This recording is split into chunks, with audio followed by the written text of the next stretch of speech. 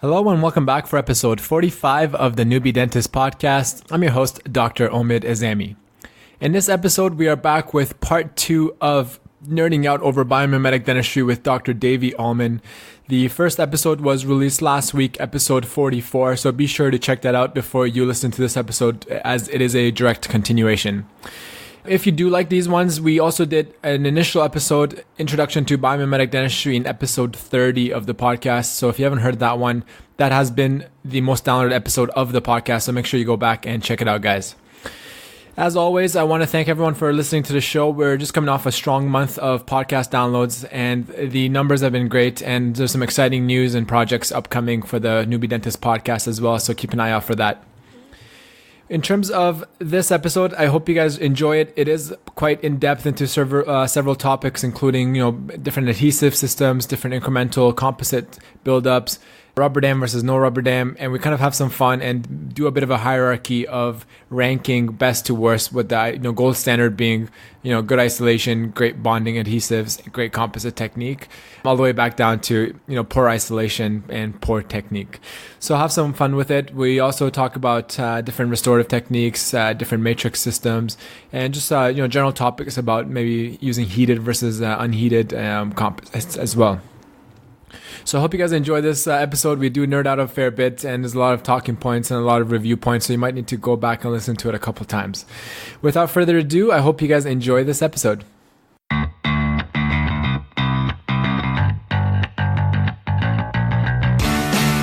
Hello, and welcome to the Newbie Dentist Podcast, the safe place for newbie dentists to connect, collaborate, learn, and grow.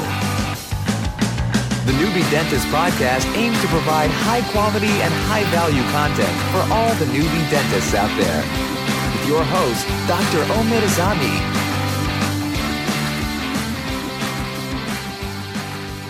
Okay, so that's it. So let's go from so you've done your bond now. Talk to me about your sequence of your composites and your layering. Well, one thing I've been doing now is, so I did an initial bit of flowable, cure that. Like I said, try and give it as much time as I can. And then are you going use any genial flow or anything like that? Like universal injectables, or what kind of composites are you using right now? So my favorites are high modulus, low shrinking composites. Mm-hmm.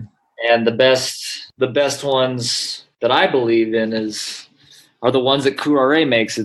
I'm like a broken record for these guys. They don't pay me anything. Yet, I don't know. Yeah. But I want a flowable that has a modulus of elasticity that's very similar to deep dentin. Mm-hmm. So we talked about, a hierarchy of bondability. There's also a hierarchy of stiffness in a tooth. Mm-hmm. And so deep dentin will have a different stiffness than superficial dentin, and will have a different stiffness than enamel. And so in deep dentin, we're looking at a modulus of anywhere between 10 to 12. And so if I can have a flowable liner that is similar to that, then that's what I will use. And the best one is Majesty Flow by Curare. There's also a really, really good high modulus flow with a pretty low shrinkage that Voco makes. I think it's Grandiose Flow or something. That would be another one that I would recommend. Yeah. And then the same thing with my composites is if I'm using a dentin replacement, I want something that has a stiffness that mimics dentin. And there's a really nice hybrid composite by Curare. It's a very old one. It's called APX. Mm-hmm. And the modulus of elasticity on that is 16.7, and the shrinkage is, I think it's like 2.7, which was unheard of, 15 years ago. Now there's quite a few composites that have similar shrinking rates, but the handling of APX is just like butter. It's just really easy to push it. It's not like some composites that are very stiff, mm-hmm. and when you're trying to get it into like a specific undercut or different irregularity, it's hard to get good adaptation. Yeah. Whereas with that, it's like I very rarely need to do like a snow plow technique to move the materials in those irregularities. And so I don't believe in using a heated composite for restorative purposes. Yeah. But APX will have very similar handlings To a heated. as a heated composite, where it's just very easy to manipulate. The only drawback is it's not very aesthetic, and so I don't use it for my enamel replacement. Yeah. So use three different. So use a flowable, a dentine replacement composite, and then an enamel composite. Correct. Okay. Yeah. That's why you charge the big bucks, huh?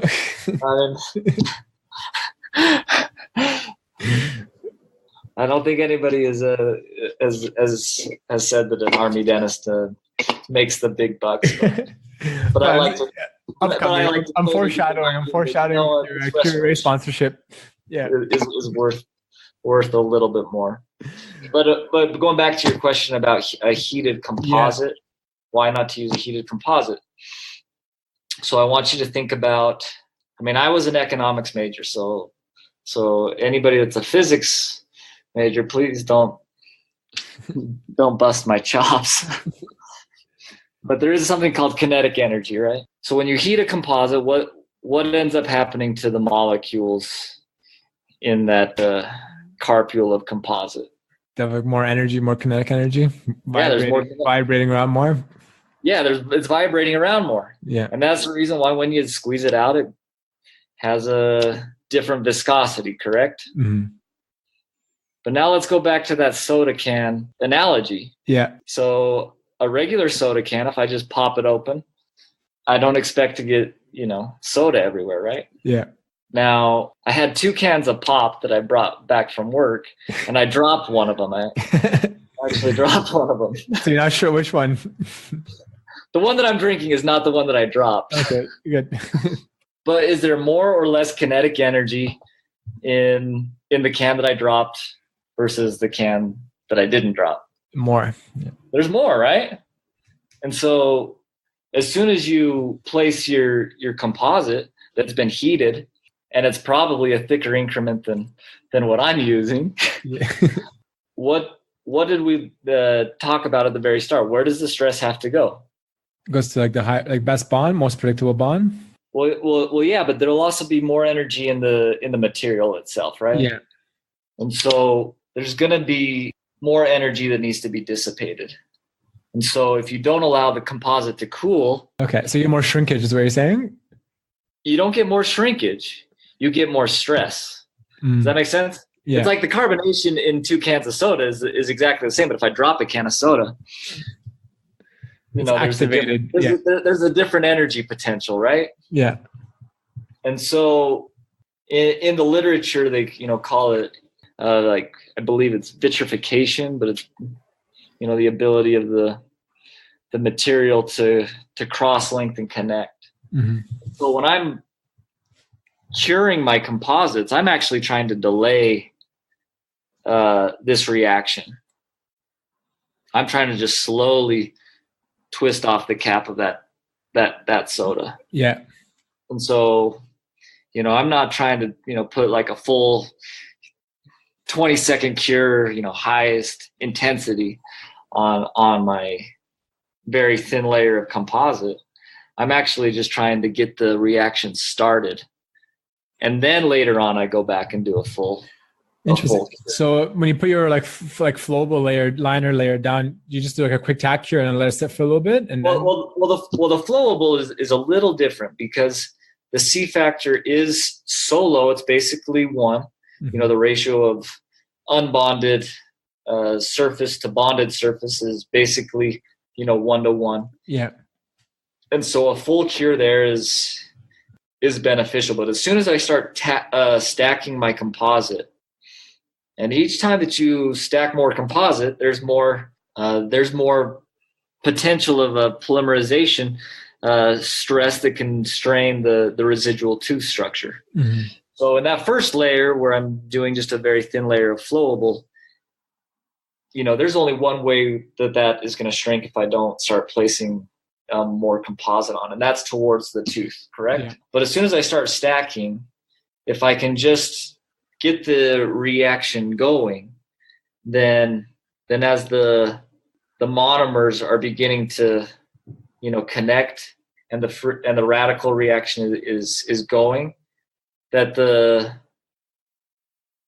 these oligomers can kind of slip past each other and orient themselves in a way that is less stressful. Whereas if you cure it too soon, then all of a sudden it just gets entangled and it has to contract. Does that make sense? It's like a lot of, So what, like, practical non-numbers approach, what's your approach? Like you start the curing like further away from the tooth and then gradually move it closer, or do you just do a quick like tack cure and then let it sit for a little bit and then do a cure? Like how do you practically apply that? So there are two strategies. One is a pulse cure strategy, and that's a 1 to 3 second tack. And then there's what we call a slow start protocol. And that would be where you move the light further away from the prep, do a cure, have a dark period where you're not putting more restorative material, and then coming back and placing the light again. Both of these strategies will allow what we call flow to occur. And so flow is what dissipates that polymerization stress. So the stress of polymerization gets the monomers moving, and if we can allow those monomers and oligomers as they're connecting and creating long chains of polymerized material, then they can adhere in a stress-free or a stress-reduced environment. And so if you're using APX, it's got the easiest slow start protocol. And Shigeru Uno showed the research there. You do 20 seconds at 230 milliwatts, for 20 seconds. Yeah. Dark for 10 seconds, and then go back and then do a full cure to the tooth. And you will decrease the polymerization stress. And if you're decreasing the polymerization stress, you increase the bond strength of the restoration. And then the other strategy, if you're using different materials, if you're doing a slow start, what you do is a 3 second cure, and then you wait 3 to 5 minutes, and then go back and do a full cure. Yeah. So John Tenka showed that. But I mean, that's a little. So this is a 2-hour filling we're talking about now. I mean, that's why we don't use the F word. Yeah. because they're like, why is this dentist taking 2 hours to do a filling? And so you so you charge like $1,000? Like, how do you make that work as a business owner? Charge whatever you want. Yeah. I mean, my approach when I'm leaving the Army is I will quote an hourly basis. So if I'm doing indirect or if I'm doing direct, there shouldn't be a difference in my hourly quote. Nice. And if the patient is willing to have a rubber dam on for 90 minutes, then guess what? That's what they're gonna be charged. Yeah. I don't feel like there's much difference between my direct restorations and my indirect restorations as far as the longevity is concerned. And so there shouldn't be a difference in even like strength wise. Like I would like leaving the bond aside, like in terms of like structural strength of the tooth after. Do you think it's pretty comparable still? I mean, that's what the literature is showing, and also the clinical results in the network of dentists that we've trained over the last 15 years, that there really isn't a significant difference. Now, every dentist will have a different preference, and there are some advantages and some drawbacks to each of them. Now, a disadvantage to doing everything direct is that you will have increased stresses in the restoration that an indirect restoration won't have. Mm-hmm. But that doesn't necessarily mean that it's any less bonded and any less biomimetic. Now, with an indirect restoration, oftentimes you'll have to sacrifice a little bit more tooth structure, not a lot, Mm-hmm. and it's not necessarily in critical areas, but there's that, and there's also lab fees.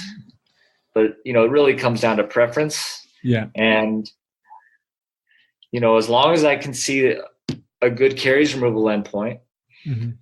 I know that they're using a good dental adhesive, and that their first couple of layers are stress reduced, either by waiting 5 minutes before they do a direct, or they're waiting 2 weeks and they're doing immediate dent sealing, that these restorations are going to behave very similarly, long term.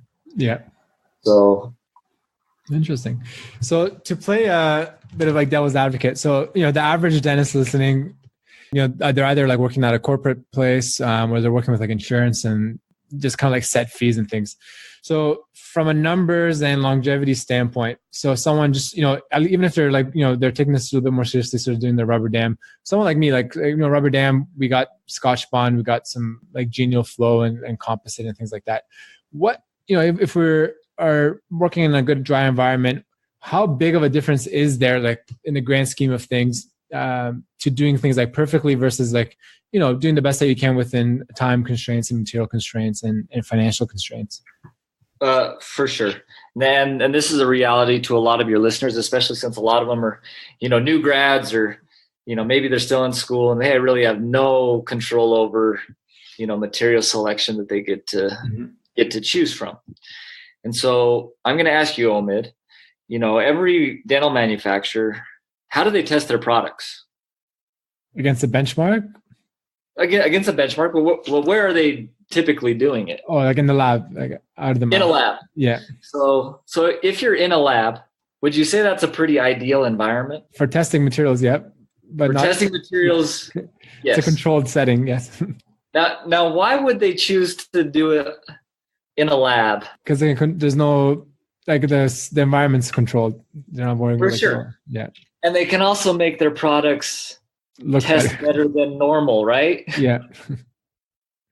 So when 3M is showing their bond strengths, and they're not dealing with, a vital pulp or carious dentin, and, the person saying, hey, look, we've got this really great adhesive that's got NDP. Yeah. It's so new. and it tests comparable to, X adhesive. Yeah. And then you look into the studies from, less biased areas from different universities, and you see that their products test worse. So now my question is the ideal situations the critical feature of the restoration? So you think the material is more important? Well, this is going to be controversial. There are some people on Instagram that have a very high orthodoxy to certain isolation techniques. Yeah. Right? Yeah. Rubber dam or bust. I mean, there will be some people that will say, if you don't have a rubber dam, yeah, this is an inferior restoration. Mm-hmm. Now, I'm under the belief that rubber dam is the most predictable way to isolate a tooth for when I'm adhesively reconstructing a tooth. This would be important to me, right? Yeah. Because I want to have the most control over my situation. Yeah. But now, let's say we've got two people who have great isolation. One's using a really good material, and the other person's using a less good material. Yeah. And then we'll say, which one is probably going to do the better one? This is all hypothetical. Yeah. And we'll say the person that's using the best material. Isolation and the best materials is going to do better than the person that has got the best isolation and bad materials, right? Yeah. So now let's extrapolate a little further. So now we've got, the person with good materials and good isolation versus the person that's got good materials and bad isolation. Yeah. Or less than ideal isolation. And so I would say it's pretty easy to say the person that's got good isolation and good materials and good techniques is going to be better than the person. Yeah. That's the gold standard. Yeah. That's the gold standard. But now we got to figure out what's the lesser of two evils. Yeah. Less than perfect isolation, but good materials and good techniques, and then perfect isolation with bad materials and bad techniques. Yeah. And then let's figure out which one is better. I like this. This is a good philosophical discussion. I've been waiting like months to give this spiel. Yeah. So lucky for you, there's actually been a researcher that has pretty much shown this. Okay, nice. And it's not necessarily, in vitro, but there's a researcher out of University of Washington. His name's Ali Sauter, and he's Iranian. I think he immigrated to England and then did dental school. I don't know where he did dental school, but he did his PhD out at Tokyo Medical and Dental. Nice. And so he had to learn Japanese, I'm pretty sure. Yeah. Or maybe it took him 11 years to speak Japanese, but he became one of the best, younger researchers that came out of there. And he worked under Junji Tegami, and they basically developed a technology that shows real life gap formation with in a preparation. Mm-hmm. And so they tested good adhesives, and they tested bad adhesives, and they tested bulk fills, and they tested, and it's like every time it's like if you have a bad adhesive and a bulk fill material with a 2 millimeter prep, the thing delaminates at the bottom. Mm-hmm. Every time. You can see it real life. Maybe I'll send you one of his papers, or I think you can actually see some of the videos. That'd I think they're great. uploaded on their website. And then so SC Bond did better than Scotch Bond. I mean, it's just a fact. 10 out of 10 times or 9 out of 10 times? Is there hope? Like 10 out of 10. Now these aren't waiting 5 minutes either. Yeah. So but these are this is like a bad filling technique. Yeah. But it's one that a lot of dentists are using. Yeah. And on a bench, Dr. Sauter has ideal conditions. There is no moisture, but every time that you'd use a simplified adhesive with a non-stress reduced technique with a bulk fill material, it creates a delamination or a gap underneath the restoration. Yeah. Now with the different adhesive and the same, bad filling material, there was no gap formation, but that doesn't mean that the stress is gone. Yeah. Does that make sense? So just the stress is now in the restorative material. It's not in the.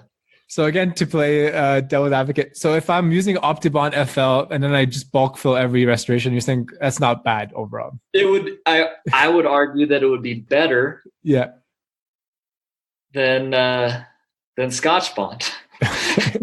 And layering it 1 millimeter increments, proper technique. Maybe. Now I would never say to bulk fill. Okay. Because even with bulk fill, we know that the bond strength of Optibond FL with bulk fill strategies. And guess what it does? It cuts the bond strength in half. Yeah. So your bond potential just gets dropped in half, automatically with that. And so it's still not a good strategy. The bond has been weakened, but it hasn't weakened to the point of delamination.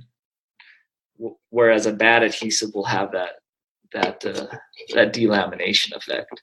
Yeah. And so, I see a lot of, really beautiful isolation cases on Instagram, and I'm inspired by it. Yeah. I mean, nothing makes me happier than a good rubber dam, but I'm also not so orthodox in my thinking that if I see a slit dam, but I see good techniques, or I see somebody with an isolite with good techniques, that they can't have a very well bonded restoration. There's only one time that you need perfect isolation. And so I hate cotton rolls and I hate drying rolls. Yeah. But Fusiyama never used a rubber dam, and he was the first person to show that you could actually bond to dentin. Yeah. And it's right when you're priming and you're placing your adhesive. Mm-hmm. You can't have, blood or salivary or gingival contamination at that point. Mm-hmm. If that happens, you need to redo the step. Everything else, if you get contamination later on in the restorative process, you can overcome that. But if you get contamination right at the time of your initial bond, that is problematic.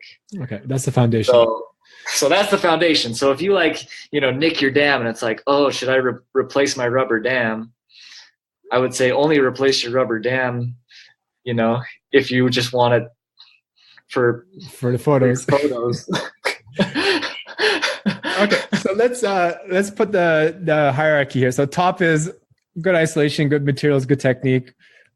Next is good isolation, good materials, poor technique, I guess. And after that was what? Poor isolation, good materials, good technique. That's okay. So if I was going to do a power ranking, we're right in the middle of the end. The power ranking. Yeah. And I'm ranking the teams. I would probably say Golden State Warriors. Yeah. Number 1, and I would probably say I don't trust the Nuggets, but Raptors I would say too, surely. I would say the Rockets at number 2. Okay. And then maybe the Raptors at 3. We'll take that. And then all the rest of the teams in the West, and then we can figure out where the Bucks fall involved. Yeah.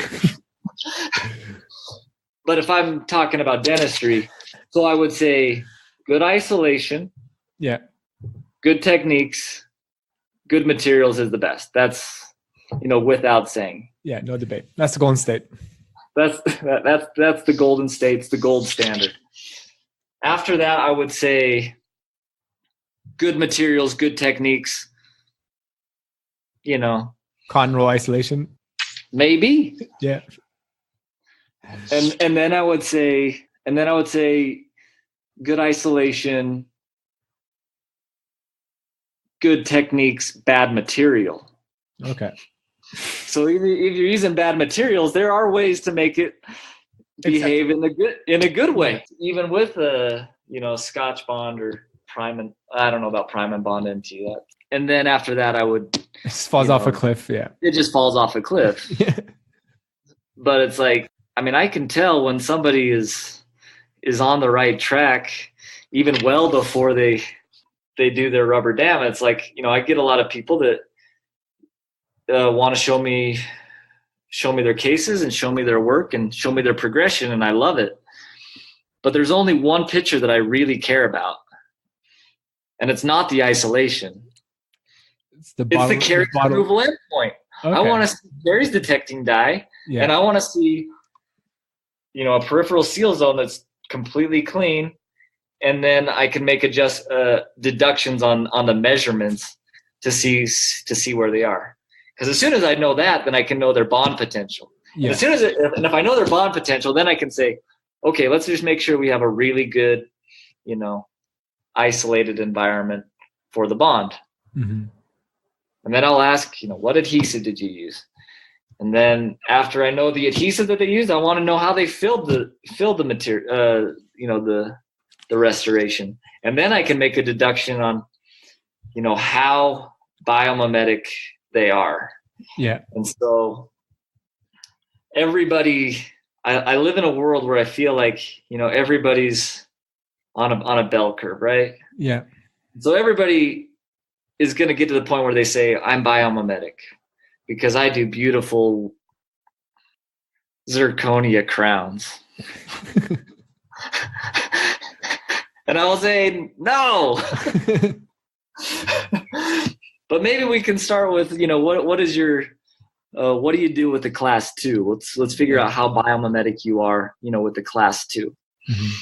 And then once we get you, further further evolve, then I can say, biomimetics is a spectrum. There are people that, think that it's only an aesthetic component. Mm-hmm. And then there will be people like me that'll focus more on the biomechanics and trying to mimic a natural tooth. Mm-hmm. And so the whole idea is that, you've progressed in your biomimetic education from the last time that we spoke, and that's really great. And I've seen a lot of your work, and it's been inspiring, and I've loved it.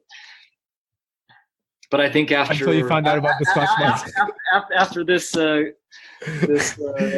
podcast, you might be like, I'm down 2 standard deviations, I think. They're going to be thumbing through your Henry Schein catalog or whatever they use in Australia, and you'll be buying some SC bond or Optibond FL. I don't think you can get SC Protect in Australia because it's got fluoride in it. I'm not sure, to be honest. I'll have to look it up.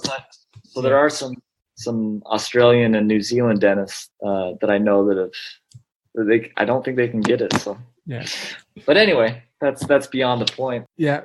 To wrap this up, there's a few quick things I just want to just review and just get some quick answers.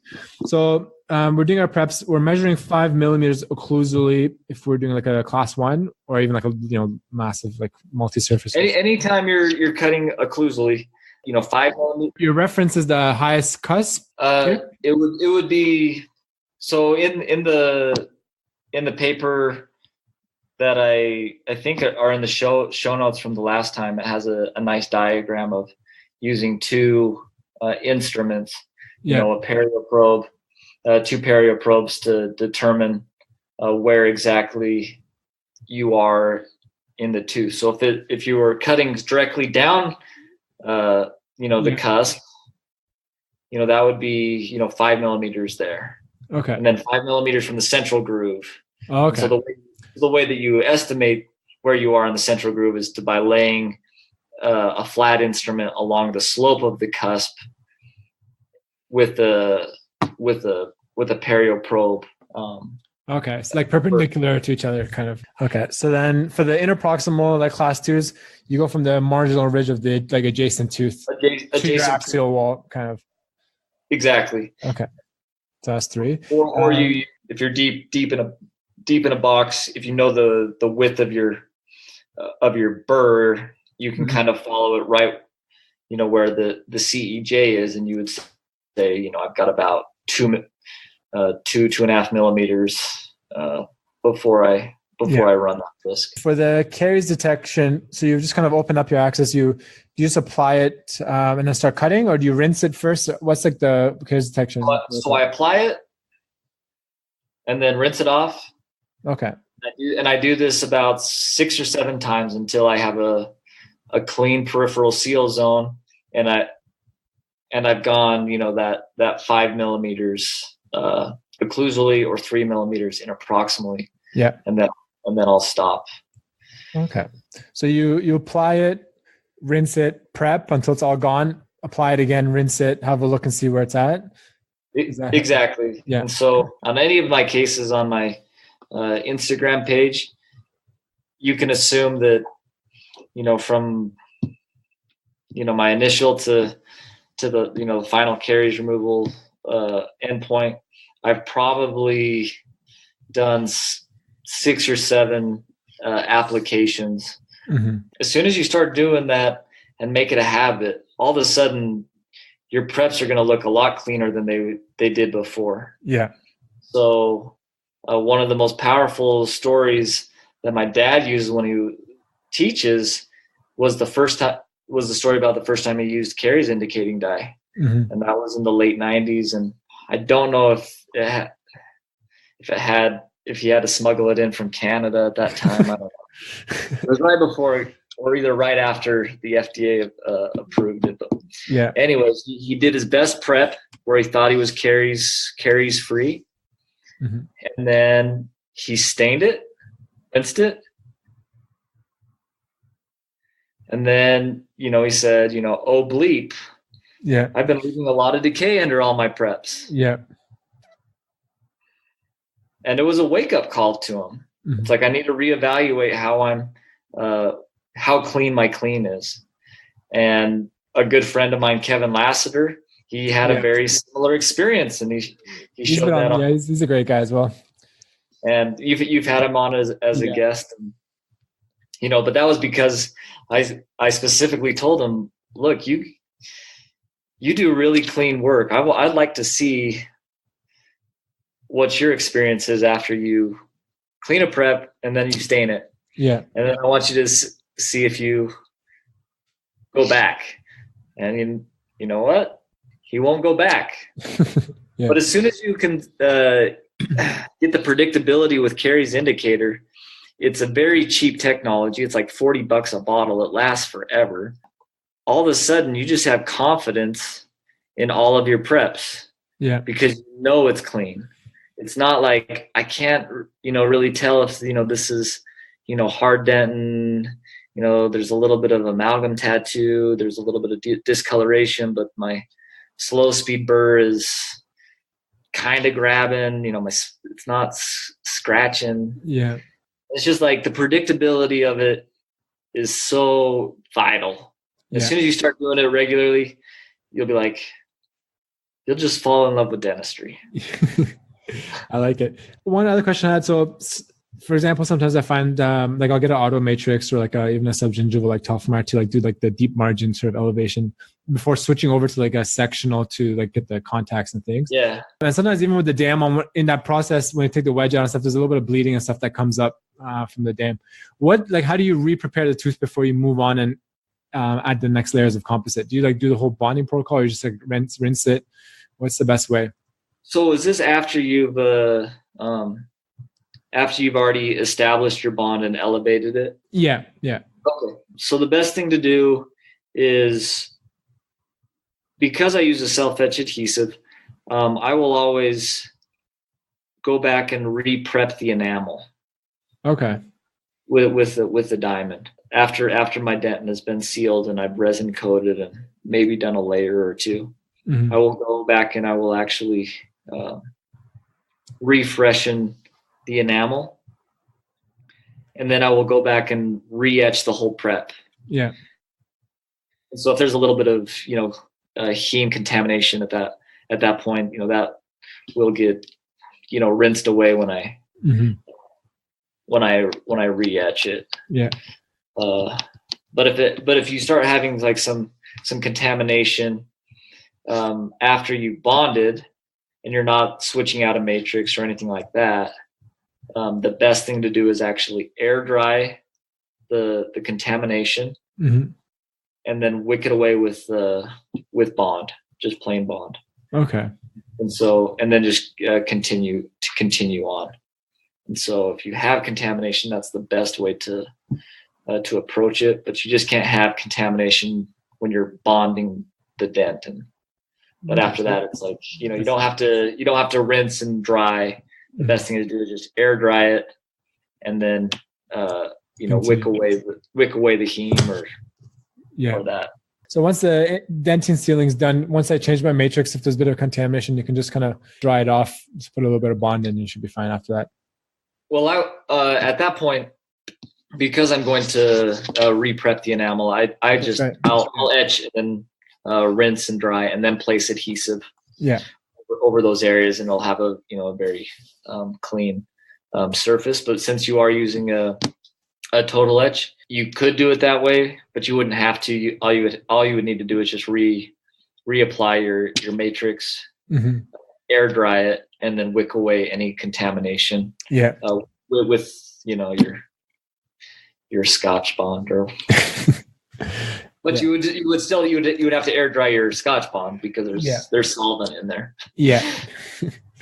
Okay. That's awesome, man. I think that was a good episode. I think we covered a lot there. Anything else you wanted to kind of bring up or touch on that you've kind of had discussions about or have seen coming up? I don't know. I'm just glad you thought it was worth bringing back a second time. Hopefully I didn't disappoint. I felt like, I don't know, maybe I needed to be drugged up on cold medicine again.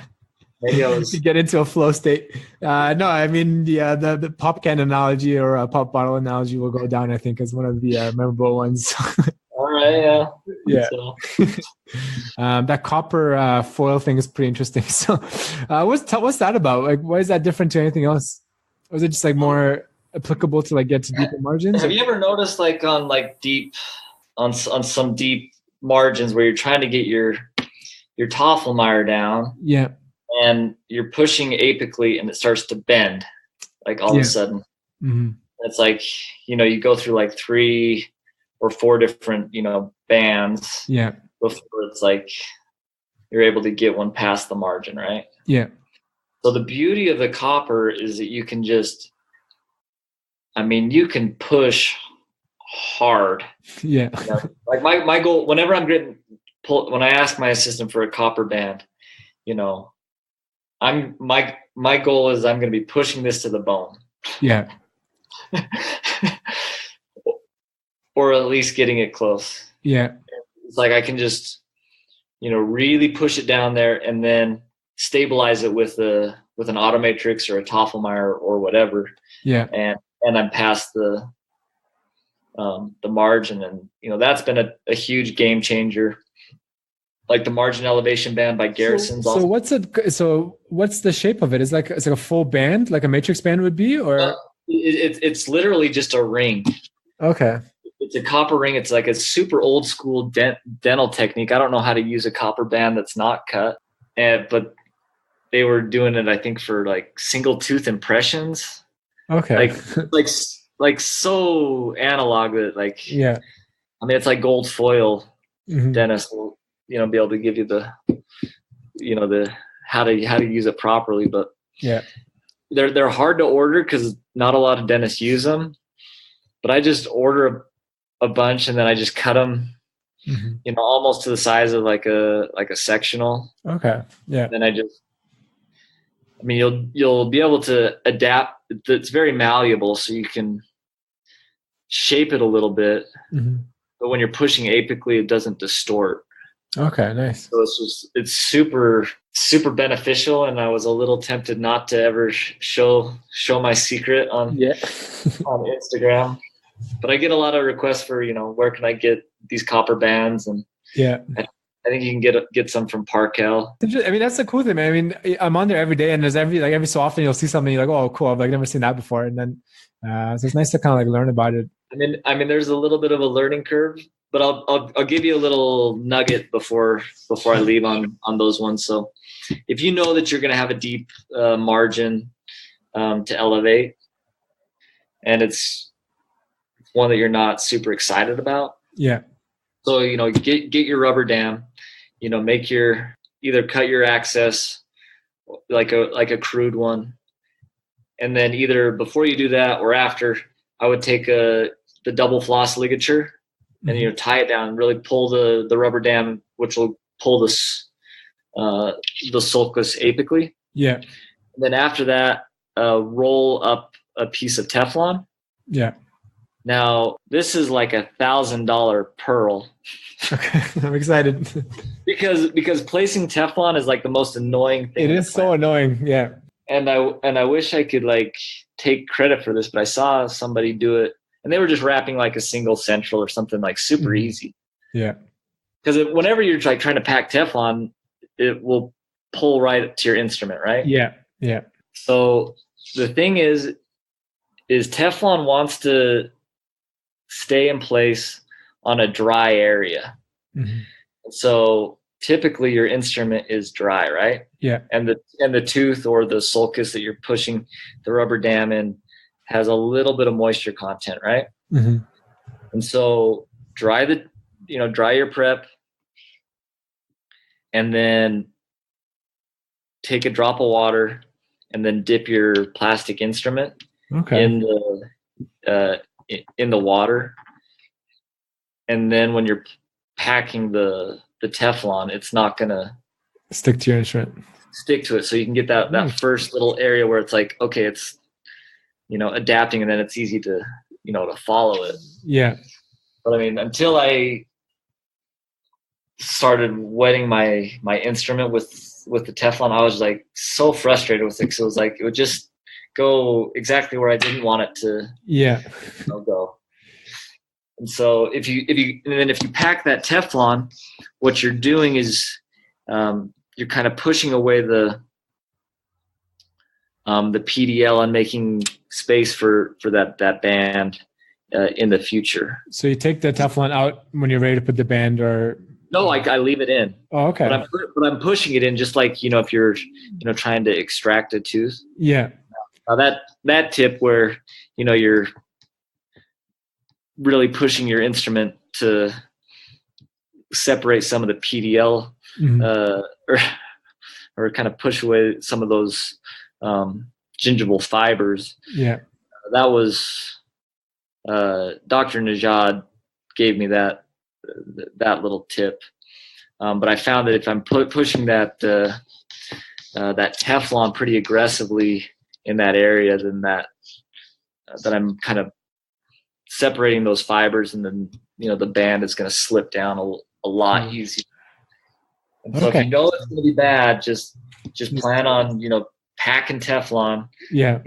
With the intent that you're separating those apical fibers. It'll also push the dam away, so when you're cleaning up that little bit on the prep, you're not going to nick the dam or nick the gum tissue. Okay, so the Teflon stays in the whole time then, and then you just put your band on top of it. Yeah. Yeah, so that really difficult distal on, I think you call it 4-7, and we call it 31, whatever. I call it the retirement prep. Like, I'm done with that. Yeah. So if you look at that one, you can see the Teflon kind of shooting around. Yeah. There's a copper and there's a automatrix, and that was done all under rubber dam. That was one of my more impressive feats. And how do you, so when you get we're going a bit long here, but you say the clamp. So if you're working on like a lower 7, or because the tooth that's clamped, the clamp is oftentimes in the way as well. How do you manage that? Do you like lift the clamp a little bit, push it down, and then seat the clamp again, or? I mean, ideally you got like kind of a crappy clamp that's not like super springy. Yeah. And you push the band past the clamp. Okay. That doesn't happen very often. Yeah. So what I'll usually do is I'll have my assistant hold her fingers where the clamp is a little bit. Yeah. And I'll put the automatrix, around the tooth, kind of loose. Yeah. And then I'll separate it a little bit and try and push it down. Yeah. With my assistant still there. That doesn't work all the time. Occasionally I'll just have her just hold it down, and then I'll put the automatrix over the tooth, and then bring the clamp and really stretch it over top. Okay, so your assistant's holding the rubber dam, you take the clamp off, put the automatrix on, and then put the clamp back on. I named that the Robinson after her last name, so I'm sure it's another thing, but that's what I tell my assistant. I said, we're gonna have to do a Robinson, and and they know what's up. We do it.